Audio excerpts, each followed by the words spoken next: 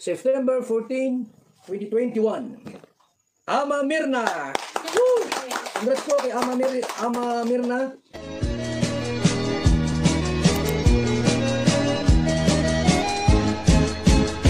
Good morning mga kalingap! Balik po muli tayo sa tagal ng ating matagal na pagpapahinga. Narito muli ako para magbigay sa inyo lang ng konting reaksyon. Naku, napakarami pong pangyayari ngayon na aking nakaligtaan po.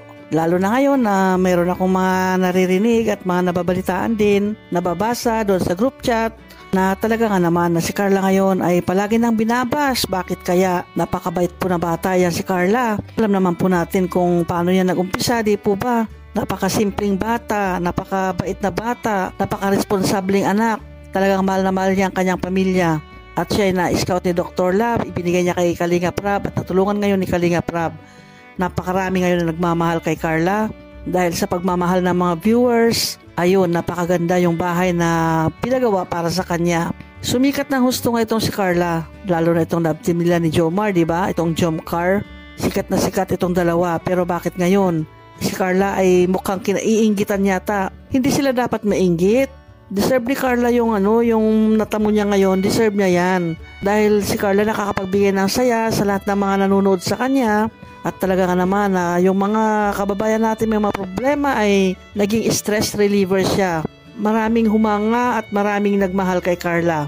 Pero sa kabila ng tinamo ni Carla na kasikatan, o yung sabihin na lang ba natin na natamo niya sa buhay, yung kinakalagyan niya sa ngayon, na alam naman natin na noon ay talagang mahirap naman talaga yung buhay nilang pamilya, di ba? Pero ngayon, makita natin na ang laki ng pagbabago ng buhay ni Carla, maging ang kanyang pamilya. Syempre, itong mga naiinggit, hindi natin alam kung bakit ganito ang ang mga isip nila. Hindi nila dapat kainggitan ang ganitong mga bagay. Ano yun, naninira? Bakit sila maninira? Dahil meron silang ibang gusto na love team, ganun ba yun? Kaya itong si Carla ay nasisiraan nila. Napakabata pa yan si Carla para sa ganun maka-encounter ng ganyang mga bagay. Maawa naman tayo sa bata. Lalo na ngayon, yung nabasa ko dun sa group chat niya namin na marami pala talaga ang nangbabas kay Carla. Hindi lang yung ibang klaseng pangbabas ang ginagawa na, dahil pati yung katawan, pati yung physical na ng ng katawan niya ay nababas din. Sinasabihan siyang mataba, sinasabihan siyang walang puwet. Ano ba yan? Dapat bang pag-usapan niya ng mga ganyang bagay? Hindi naman lahat ng tao, di ba, na nandito sa mundo ay magaganda ang katawan.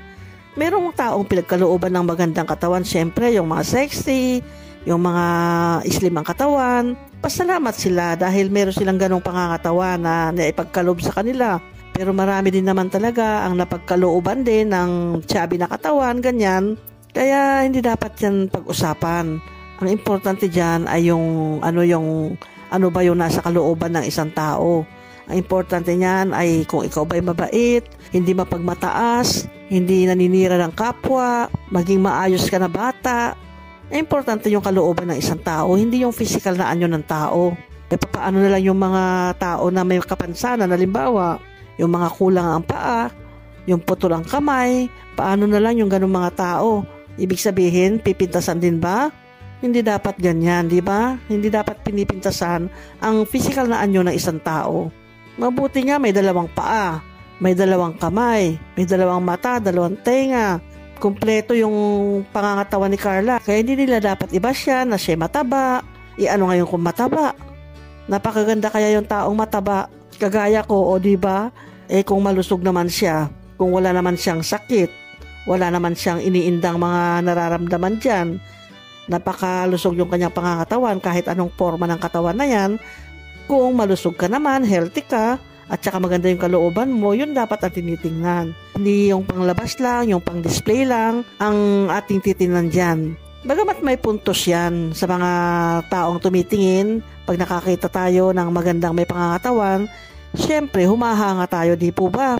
Pero ang paghanga na yan ay hanggang doon lang, paghanga lang. Kung mayroon namang tao na hindi magandang itsura ng katawan, sana naman wag nating pintasan, o wag natin i-compare, o wag nating bigyan ng na issue, dahil sila ay meron din karapatang mabuhay dito sa mundo.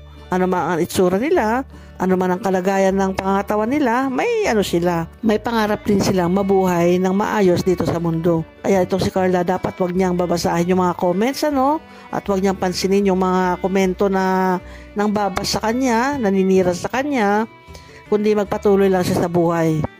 Ang importante, wag siya magbago, yung kanyang ugali. Kung paano siya nakilala ng Kalingap noon, dapat hindi siya magbabago. Ipakita niya na deserve siya talaga na natulungan ng Kalingap.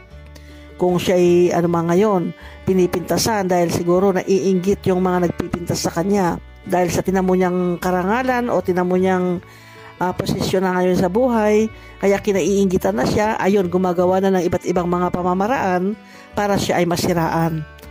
Sana hindi intindihin ni Carla yon.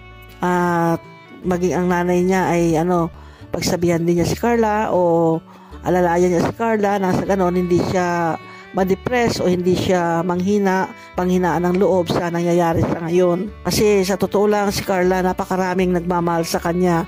Napakarami ang gustong tumulong sa kanya. Kaya Carla, sana wag mong pansinin kung ano man yung mga nababasa mo, nakikita mo, naririnig mo na paninira sa'yo. Kung below the belt man yan, ay palampasin mo na lang sa kabilang tenga mo. Masakit kung masakit, talaga masakit yan, siyempre. Pero alalahanin mo na ang mga taong yan ay naiinggit lamang sa'yo, kaya wag mo nang pansinin. Yun lang naman yun eh. Kaya sila nagko-comment ng mga ganyang bagay dahil sa inggit. Kung hindi sila naiinggit, edi wag sila magko-comment ng ganyan, di ba? Dahil gusto kang siraan, gusto ko nilang pabagsakin, dahil sa inggit na nangyayari sa katawan nila, kaya ganyan ang ginagawa nila, sisiraan ka hanggat hindi ka makatayo na sa kinilalagyan mo, hanggang ikaw ay manghina o sumuko. Kaya dapat wag mo na silang pansinin. Kung i-compare mo yung mga negative na mga comments doon sa mga positive comments, ay napakalit na porsyento lamang yan. Doon sa mga bashers ni Carla, sana naman po kung wala kayong magawa, ay wag na lang kayo magkomento. Kung ayaw ninyo kay Carla, edi wag na ninyo siyang panoorin. Ganun lang naman yun. Para sa ganun, hindi kayo iwan ng komentong negatibo doon sa kanya.